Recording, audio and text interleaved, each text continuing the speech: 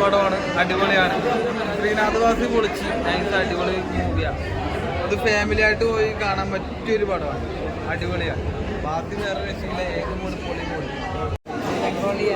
അങ്ങനെ പിന്നെ പല ഭാഷകൾ ഇതിലുണ്ട്. നമ്മുടെ സ്ലാങ്സ് കേരളത്തിലെ മലപ്പുറം അതുപോലെ തന്നെ ട്രിവാൻഡ്രം ഭാഷകൾ ഡിഫറെൻറ്റ് പല സ്ഥലങ്ങളിലൂടെ യാത്ര ചെയ്യുന്നതായിട്ടുള്ളൊരു സിനിമയാണ്. പെർഫോമൻസ് ആണ് ശ്രീനാഥിൻ്റെയും നല്ലായിരുന്നു. അവർ രണ്ടുപേരും നല്ലായിരുന്നു. കോമഡിയാണോ?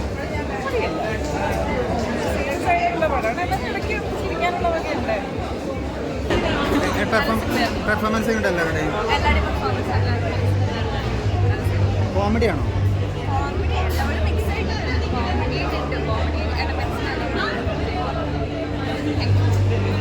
സൂപ്പറായിരുന്നു. കുറച്ച് പുതുമുഖങ്ങളുണ്ട്, എല്ലാവരും നന്നായിട്ട് വരട്ടെ. കുടുംബങ്ങൾക്കൊക്കെ ഇഷ്ടമാവട്ടെ, ഫാമിലിക്കൊക്കെ ഇഷ്ടപ്പെടും. ഫാമിലിക്ക് ഇഷ്ടം.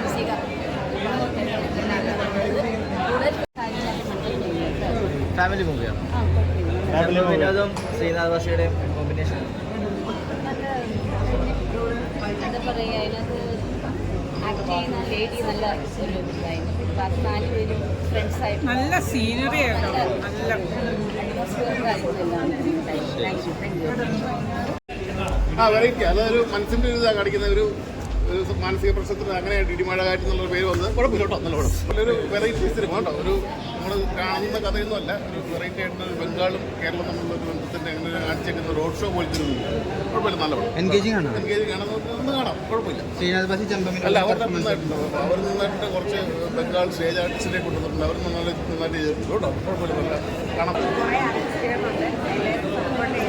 നല്ല പടം, എല്ലാവരും തിയേറ്ററിൽ വന്ന് കാണുന്നത്.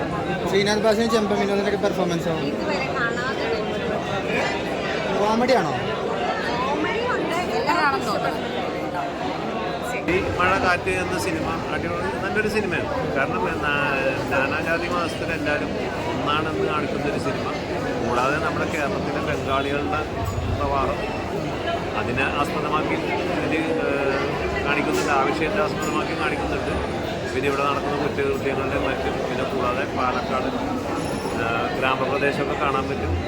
നല്ലൊരു സിനിമ, എല്ലാവർക്കും അത് കാണാൻ പറ്റിയ, എല്ലാ മതസ്ഥരും ഒന്നാണെന്ന് കാണിക്കുന്ന ഒരു സിനിമ ആയിട്ടാണ് എനിക്ക്. ഇതിന്റെ ടൈറ്റിലിനോട് പൂർണ്ണമായി യോജിക്കുന്നുണ്ടോ ചിത്രം? ടൈറ്റിൽ എന്ന് പറഞ്ഞാൽ അത് ആ ഇടിമഴ കാറ്റ് എന്നുള്ള ആസ്പദമാക്കിയുള്ള പല സംഭവങ്ങളും ഇല്ലാത്തുണ്ട്. എന്തായാലും നല്ലൊരു സിനിമയാണ്, എല്ലാവർക്കും അന്ന് കാണാൻ പറ്റിയൊരു സിനിമ.